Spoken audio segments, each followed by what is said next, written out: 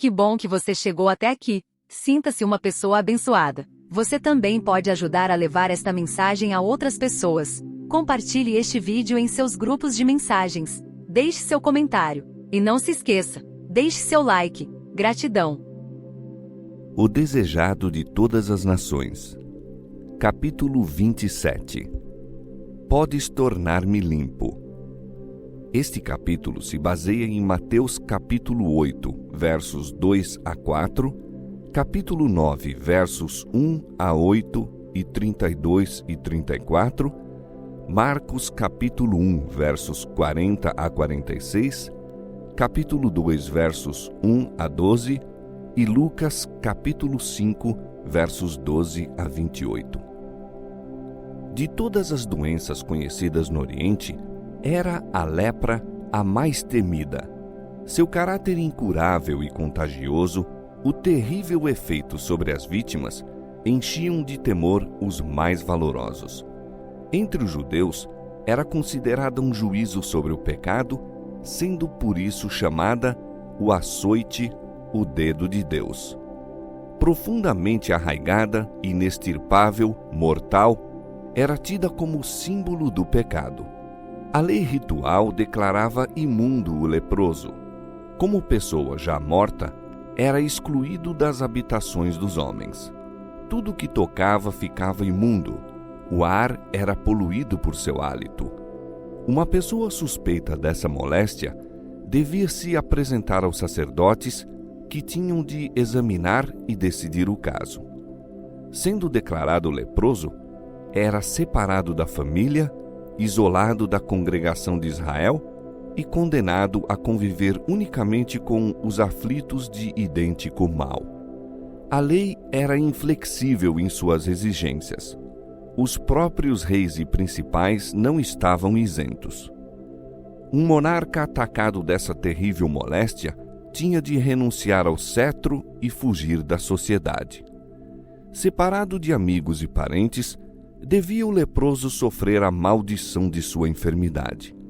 Era obrigado a publicar a própria desgraça, a rasgar os vestidos, a fazer soar o alarme, advertindo todos para fugirem de sua contaminadora presença.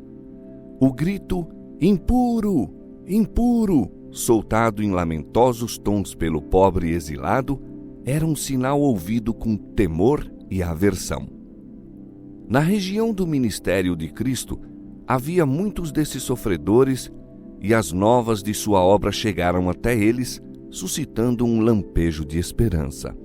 Mas desde os dias do profeta Eliseu, nunca se ouvira falar de coisa tal como a cura de uma pessoa atacada dessa moléstia. Não ousavam esperar que Jesus fizesse em seu benefício aquilo que nunca realizara por homem algum.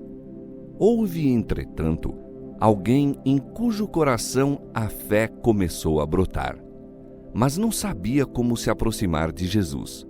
Excluído como estava do contato dos semelhantes, como se haveria de apresentar ao médico? E cogitou se Cristo o curaria a ele.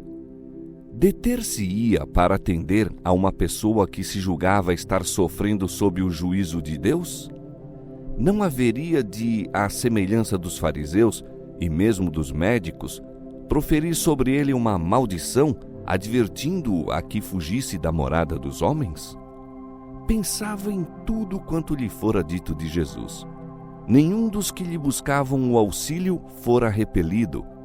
O infeliz decidiu procurar o Salvador. Embora excluído das cidades, podia ser que acontecesse atravessar-lhe o caminho em algum atalho das montanhas ou encontrá-lo enquanto ensinava fora das cidades. Grandes eram as dificuldades, mas constituía essa sua única esperança. O leproso é guiado ao Salvador. Jesus está ensinando à margem do lago e o povo reunido ao seu redor. Ficando à distância, apanha algumas palavras dos lábios de Jesus. Observa-o a colocar as mãos sobre os enfermos. Vê o coxo, o cego, o paralítico e os que estavam a perecer de várias moléstias erguerem-se com saúde, louvando a Deus por seu livramento. A fé se lhe avigora no coração. Aproxima-se mais e mais ainda da multidão reunida. As restrições que lhe são impostas, a segurança do povo e o temor com que todos o olhavam, tudo foi esquecido. Pensa tão somente na bendita esperança da cura. Esse doente oferece um repugnante espetáculo. A moléstia fizera terríveis incursões e é horrível ver-se-lhe o corpo em decomposição. Ao avistá-lo, o povo recua apavorado. Comprimem-se uns contra os outros a fim de escapar-lhe ao contato. Alguns tentam impedi-lo de se aproximar de Jesus, mas em vão. Ele não os vê nem os ouve. Suas expressões de repugnância não o atingem. Vê unicamente o Filho de Deus. Não escuta senão a voz que comunica a vida ao moribundo. Avançando para Jesus, atira-se-lhe aos pés com o grito: Senhor, se quiseres, podes tornar-me limpo.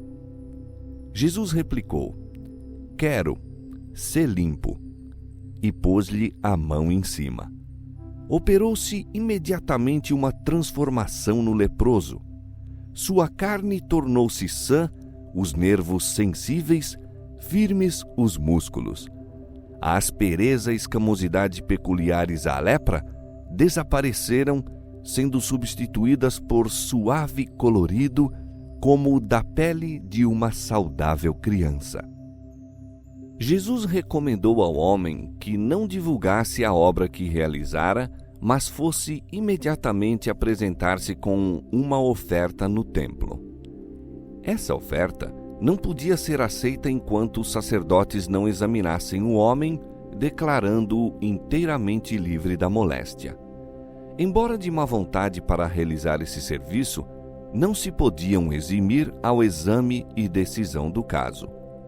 As palavras da Escritura mostram com que força Cristo advertiu o homem quanto à necessidade de silêncio e ação pronta, e advertindo-o severamente, logo o despediu, e disse-lhe: Olha, não digas nada a ninguém, porém vai, mostra-te ao sacerdote e oferece pela tua purificação o que Moisés determinou para lhe servir de testemunho.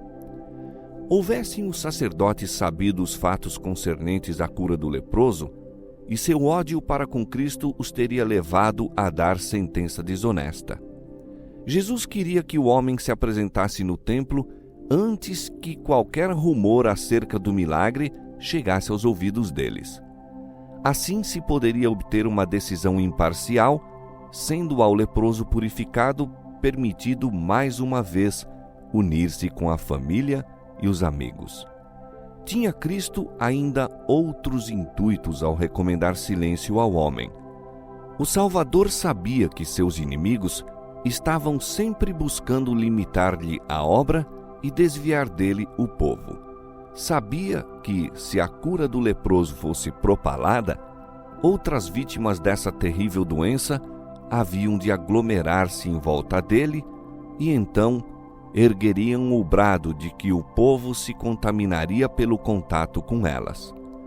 Muitos dos leprosos não empregariam o dom da saúde de modo a torná-la uma bênção para si mesmos e para outros, e atraindo a si os leprosos, acusá-lo-iam de estar violando as restrições da lei ritual, e assim seria prejudicada sua obra quanto à pregação do Evangelho. O acontecimento justificava a advertência de Cristo. Uma multidão de gente presenciara a cura do leproso e estavam ansiosos de ouvir a decisão dos sacerdotes. Quando o homem voltou para os amigos, grande foi o excitamento. Não obstante a precaução de Jesus, o homem não fez esforço nenhum para ocultar a cura. Na verdade, impossível teria sido escondê-la, mas o leproso divulgou-a. Imaginando que era somente a modéstia de Jesus que ditara essa restrição, saiu proclamando o poder desse grande restaurador.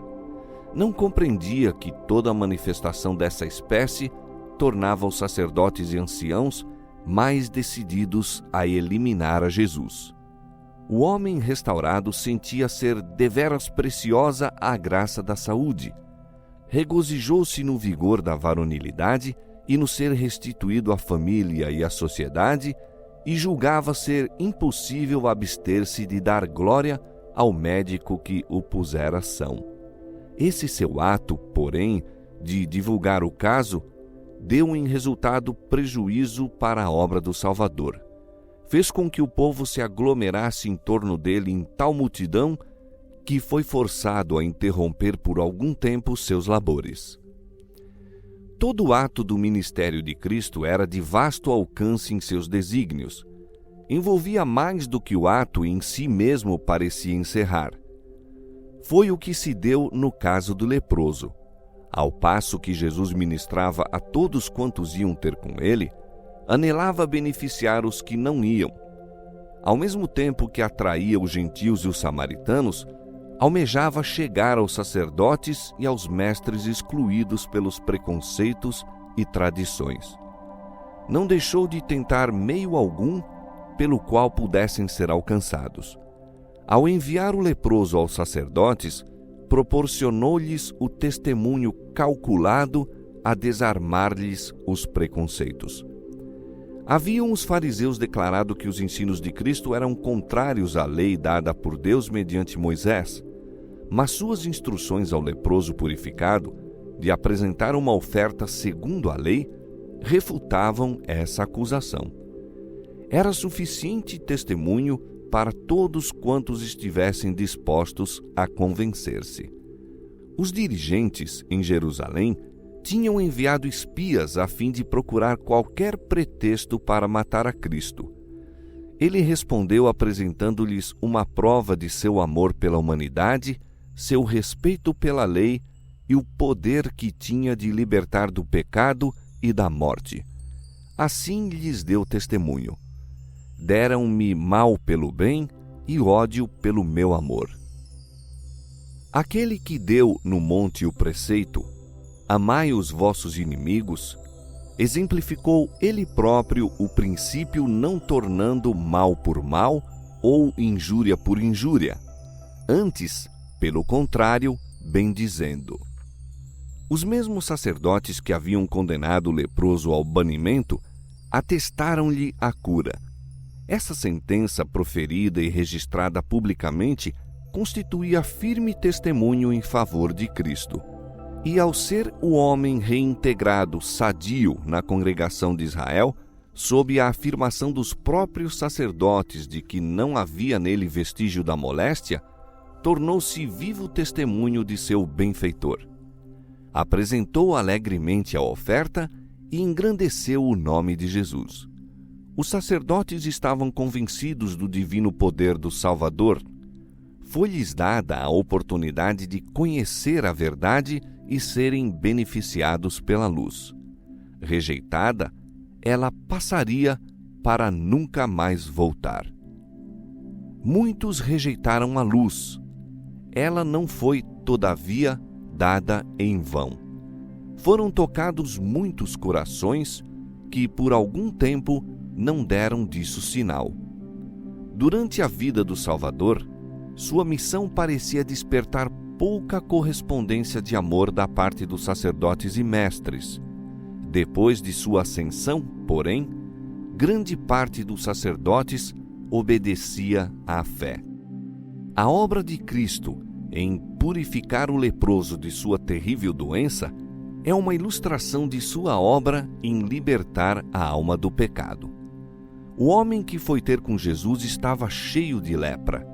O mortal veneno da moléstia penetrara-lhe todo o corpo. Os discípulos procuraram impedir o mestre de o tocar, pois aquele que tocava num leproso tornava-se, por sua vez, imundo. Pondo a mão sobre o doente, porém, Jesus não sofreu nenhuma contaminação. Seu contato comunicou poder vitalizante. Foi purificada a lepra. O mesmo se dá quanto à lepra do pecado, profundamente arraigada, mortal e impossível de ser purificada por poder humano. Toda a cabeça está enferma e todo o coração fraco. Desde a planta do pé até a cabeça, não há nele coisa sã, senão feridas e inchaços e chagas podres. Mas Jesus, vindo habitar na humanidade, não recebe nenhuma contaminação. Sua presença tem virtude que cura o pecador. Quem quer que lhe caia de joelhos aos pés, dizendo com fé: Senhor, se quiseres, podes tornar-me limpo, ouvirá a resposta: quero ser limpo. Em alguns casos de cura, Jesus não concedeu imediatamente a bênção buscada. No caso da lepra, todavia, tão depressa foi feito o apelo, seguiu-se a promessa. Quando pedimos bênçãos terrestres, a resposta à nossa oração talvez seja retardada ou Deus nos dê outra coisa que não aquilo que pedimos. Não assim, porém, quando pedimos livramento do pecado. É sua vontade limpar-nos dele, tornar-nos seus filhos e habilitar-nos a viver uma vida santa. Cristo se deu a si mesmo por nossos pecados para nos livrar do presente século mau, segundo a vontade de Deus, nosso Pai. E esta é a confiança que temos nele, que se pedirmos alguma coisa segundo a sua vontade, ele nos ouve. E se sabemos que nos ouve em tudo o que pedimos, sabemos que alcançamos as petições que lhe fizemos. Se confessarmos os nossos pecados, ele é fiel e justo para nos perdoar os pecados e nos purificar de toda a injustiça. Na cura do paralítico de Cafarnaum, Cristo tornou a ensinar a mesma verdade. Foi para manifestar seu poder de perdoar pecados que o milagre se realizou. E a cura do paralítico também ilustra outras preciosas verdades. É plena de esperança e animação e, do ponto de vista de sua relação para com os astutos fariseus, encerra igualmente uma advertência. Como o leproso, esse paralítico perdera toda a esperança de restabelecimento. Sua doença era resultado de uma vida pecaminosa e seus sofrimentos amargurados pelo remorso. Por muito tempo apelara para os fariseus e os doutores, esperando o alívio do sofrimento mental e físico. Mas eles friamente o declaravam incurável, abandonando-o à ira de Deus. Os fariseus consideravam a doença como testemunho do desagrado divino e mantinham-se à distância do enfermo e do necessitado. Todavia, muitas vezes esses próprios que se exaltavam como santos eram mais culpados que as vítimas que condenavam. O paralítico achava-se de todo impotente e, não vendo nenhuma perspectiva de auxílio de qualquer lado, caíra no desespero. Ouvira então falar das maravilhosas obras de Jesus. Foi-lhe dito que outros, tão pecadores e desamparados como ele, haviam sido curados. Até mesmo leprosos tinham sido purificados. E os amigos que relatavam essas coisas animavam-no a crer que também ele poderia ser curado, caso fosse conduzido a Jesus. Desfaleceu-se-lhe, no entanto, a esperança ao lembrar-se da maneira por que lhe sobreviera a enfermidade. Temeu que o imaculado médico não o tolerasse em sua presença. Não era, entretanto, o restabelecimento físico que desejava tanto, mas o alívio ao fardo do pecado. Se pudesse ver a Jesus e receber a certeza do perdão e a paz com o céu, estaria contente de viver ou morrer segundo a vontade de Deus. O grito do moribundo era: "Oh, se eu pudesse chegar à sua presença!" Não havia tempo a perder. Já sua consumida carne começava a mostrar indícios de decomposição. Rogou aos amigos que o conduzissem em seu leito a Jesus, o que empreenderam de boa vontade. Tão compacta, porém, era a multidão que se apinhara dentro e nos arredores da casa em que se achava o Salvador, que impossível foi ao doente e aos amigos ir até ele ou mesmo chegar-lhe ao alcance da voz. Jesus estava ensinando na casa de Pedro. Segundo seu costume, os discípulos sentaram-se-lhe bem próximo, em torno, e estavam ali assentados fariseus e doutores da lei, que tinham vindo de todas as aldeias da Galiléia e da Judéia e de Jerusalém. Estes tinham ido como espias, buscando motivo de acusação contra Jesus. Além desses oficiais, apinhavam-se a multidão mista, os sinceros, os reverentes, os curiosos e os incrédulos. Nacionalidades diversas e todos os graus sociais se achavam representados. E a virtude do Senhor estava com ele para curar.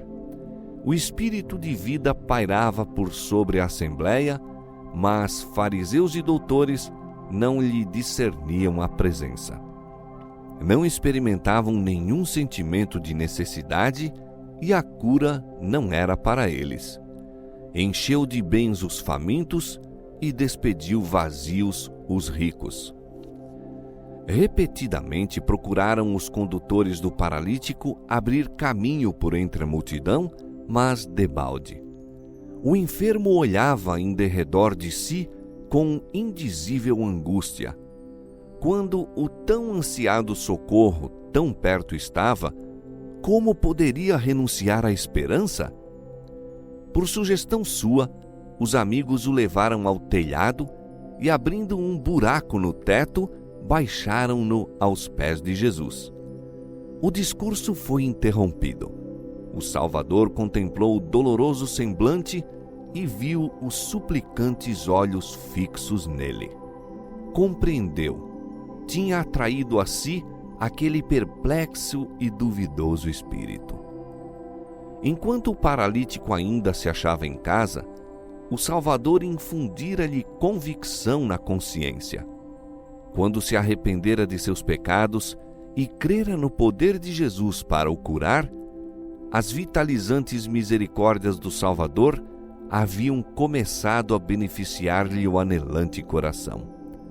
Jesus observara o primeiro lampejo de fé transformar-se em crença de que ele era o único auxílio do pecador e vira-o tornar-se mais e mais forte a cada novo esforço para chegar à sua presença. Agora, em palavras que soaram qual música aos ouvidos do enfermo, o Salvador disse: Filho, tem bom ânimo. Perdoados te são os teus pecados. O fardo de desespero cai da alma do doente, repousa-lhe no espírito a paz do perdão, brilhando-lhe no semblante. O sofrimento físico desaparece e todo o seu ser é transformado.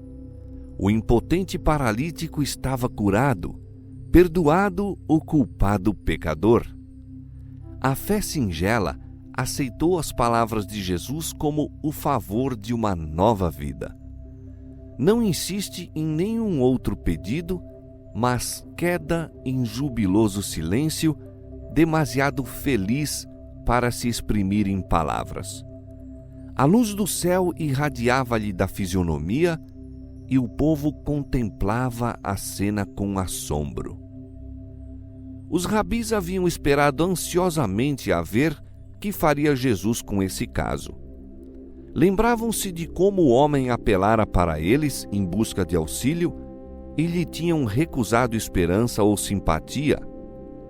Não satisfeitos com isso, haviam declarado que ele estava sofrendo a maldição de Deus por causa de seus pecados. Tudo isso lhes acudiu novamente à lembrança ao verem o enfermo diante de si.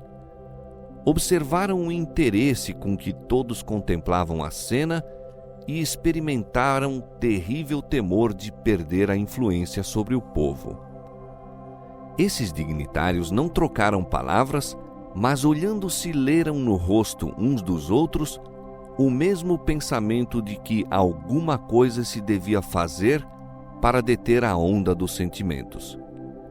Jesus declarara que os pecados do paralítico estavam perdoados.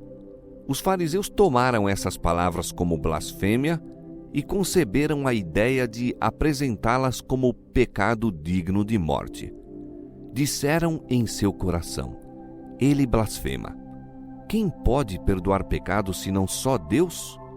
Fixando sobre eles o olhar, sob o qual se acovardaram e recuaram, disse Jesus: por que pensais mal em vossos corações? Pois qual é mais fácil dizer: perdoados te são os pecados, ou dizer: levanta-te e anda?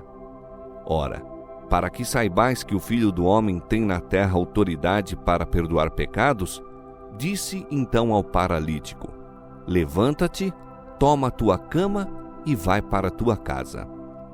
Então aquele que fora levado a Cristo num leito, pôs-se de pé num salto com a elasticidade e o vigor da juventude.